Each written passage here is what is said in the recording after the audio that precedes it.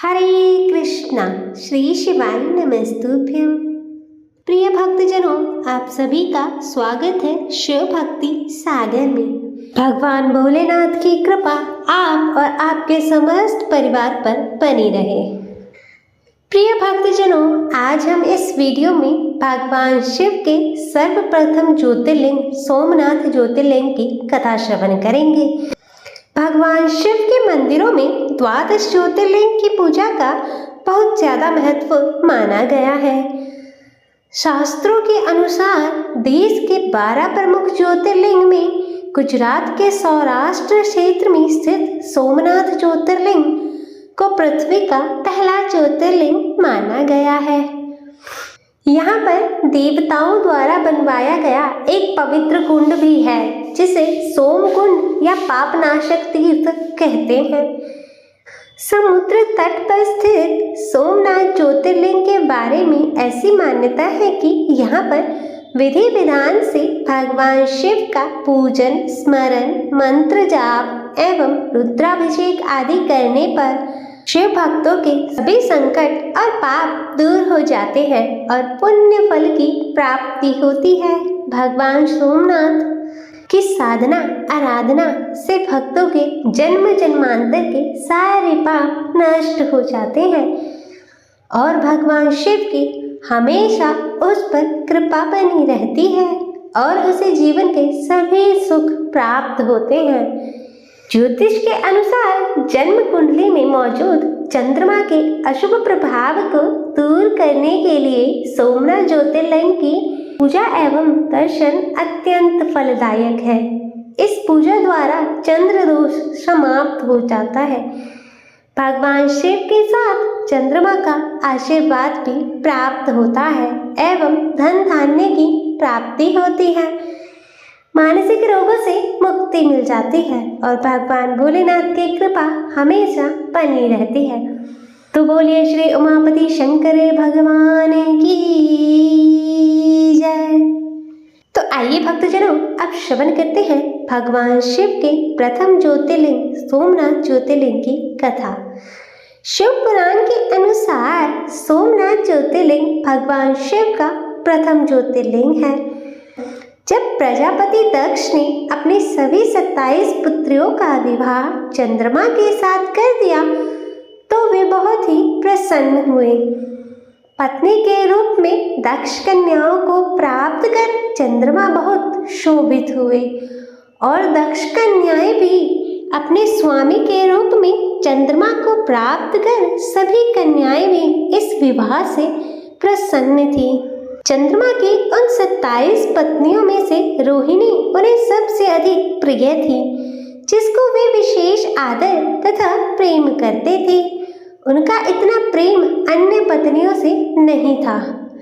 चंद्रमा की अपनी तरफ उदासीनता और अपेक्षा को देखकर रोहिणी के अलावा बाकी दक्ष पुत्रियां बहुत ही चिंतित हुई।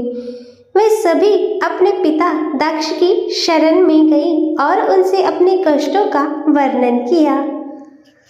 अपनी पुत्रियों की व्यथा और चंद्रमा के दुर्व्यवहार को सुनकर दक्ष भी बड़े दुखी हुए।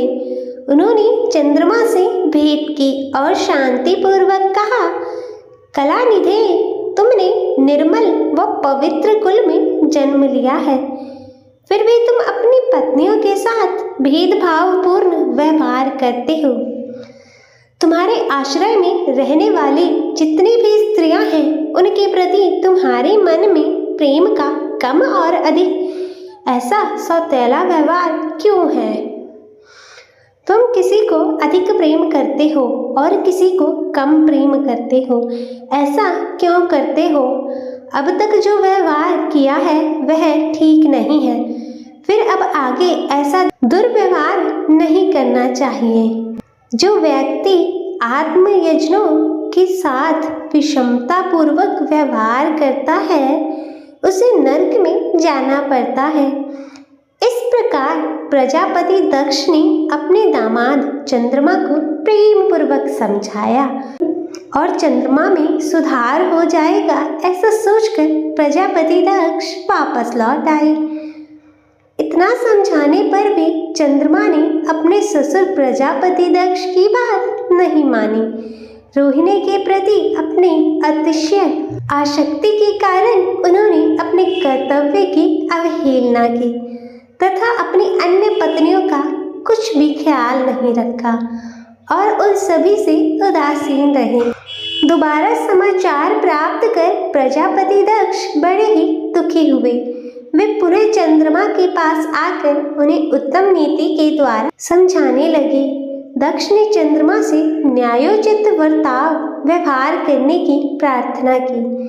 बार बार आग्रह करने पर भी चंद्रमा ने अवहेलना पूर्वक जब दक्ष की बात नहीं मानी तब उन्होंने चंद्रमा को श्राप दे दिया। दक्ष ने कहा कि मेरे आग्रह करने पर भी तुमने मेरी अवज्ञा की है, इसलिए तुम्हें क्षय रोग हो जाए। दक्ष द्वारा श्राप देने के कारण ही क्षण भर में चंद्रमा क्षय रोग से ग्रसित हो गए। उनके क्षीण होते ही सर्वत्र हाहाकार मच गया। सभी देवतागण तथा ऋषिगण भी चिंतित हो गए। परेशान चंद्रमा ने अपनी अस्वस्थता तथा उसके कारणों की सूचना इंद्र आदि देवताओं तथा ऋषियों को दी। उसके बाद उनकी सहायता के लिए इंद्र आदि देवता तथा वशिष्ठ आदि ऋषिगण ब्रह्मा जी की शरण में आए। ब्रह्मा जी ने उनसे कहा कि जो घटना हो गई है उसे तो भुगतना ही है, क्योंकि दक्ष के निश्चय को पलटा नहीं जा सकता। उसके बाद ब्रह्मा जी ने उन देवताओं को एक उत्तम उपाय बताया। ब्रह्मा जी ने कहा कि चंद्रमा देवताओं के साथ कल्याणकारक शुभ प्रभास क्षेत्र में चले जाएं। वहां पर विधि पूर्वक शुभ मृत्युंजय मंत्र का अनुष्ठान करते हुए श्रद्धा पूर्वक भगवान शिव की आराधना करें। अपने सामने शिवलिंग की स्थापना करके प्रतिदिन कठोर तपस्या करें। इनकी आराधना और तपस्या से जब भगवान भोलेनाथ प्रसन्न हो जाएंगे तो वे इन्हें क्षय रोग से मुक्त कर देंगे। पितामह ब्रह्मा जी की आज्ञा को स्वीकार कर देवताओं और ऋषियों के संरक्षण में चंद्रमा देवमंडल सहित प्रभास क्षेत्र में पहुंच गए।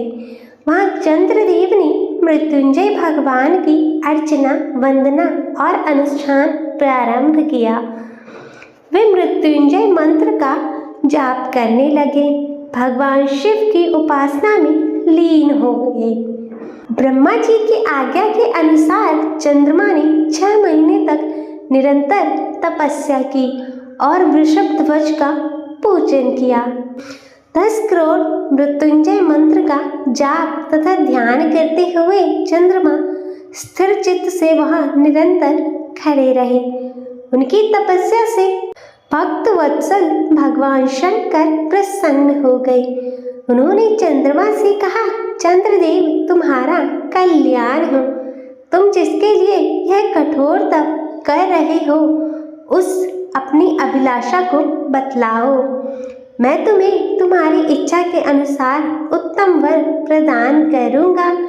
चंद्रमा ने प्रार्थना करते हुए विनय पूर्वक कहा, देवेश्वर आप मेरे सब अपराधों को क्षमा करें और मेरे शरीर के इस क्षय रोग को दूर कर दे। भगवान शिव ने तपस्या से प्रसन्न होकर चंद्रदेव से वर मांगने के लिए कहा। इस पर चंद्रदेव ने वर मांगा कि हे भगवान, आप मुझे इस श्राप से मुक्त कर दीजिए और मेरे सारे अपराध क्षमा कर दीजिए। इस श्राप को पूरी तरह से समाप्त करना भगवान शिव के लिए संभव नहीं था, अतः मध्य मार्ग निकाला गया कि चंद्रदेव तुम्हारी कला प्रतिदिन एक पक्ष में क्षीण हुआ करेगी, जबकि दूसरे पक्ष में प्रतिदिन वह निरंतर बढ़ती रहेगी। इस प्रकार तुम स्वस्थ और लोक सम्मान के योग्य हो जाओगे। भगवान शिव की कृपा रूपी प्रसाद पाकर चंद्रदेव बहुत ही प्रसन्न हुए उन्होंने भक्ति भावपूर्वक भगवान शंकर की स्तुति की। चंद्रदेव ने सभी देवताओं के साथ मिलकर श्राप से मुक्त होने के पश्चात मृत्युंजय भगवान से प्रार्थना की तो वे माता पार्वती के साथ हमेशा के लिए वहां निवास करें। इस प्रार्थना को भगवान शिव ने स्वीकार किया और वे ज्योतिर्लिंग के रूप में माता पार्वती जी के साथ तब से यहीं निवास करने लगे। लेकिन ऐसी स्थिति में निराकार शिव उनके दृढ़ भक्ति को देखकर साकार लिंग के रूप में प्रकट हुए और संसार में सोमनाथ ज्योतिर्लिंग के नाम से प्रसिद्ध हुए। सोम चंद्रदेव का ही एक नाम है और शिव को चंद्रमा ने अपना नाथ स्वामी मानकर यहाँ तपस्या की थी। इसी के कारण इस ज्योतिर्लिंग का नाम सोमनाथ ज्योतिर्लिंग पड़ा। तो बोलो उमापति श्री शंकर भगवान की जय, चंद्रदेव की जय। प्रिय भक्तजनों, तो यह थी भगवान शिव के सर्वप्रथम ज्योतिर्लिंग सोमनाथ ज्योतिर्लिंग की कथा। मैं आशा करती हूँ कि आपको यह कथा पसंद आई होगी। वीडियो अच्छी लगे तो इसे लाइक करें, शेयर करें और चैनल को सब्सक्राइब कर कमेंट में हर हर महादेव लिखना ना भूलें। हर हर महादेव। ओम नमः शिवाय।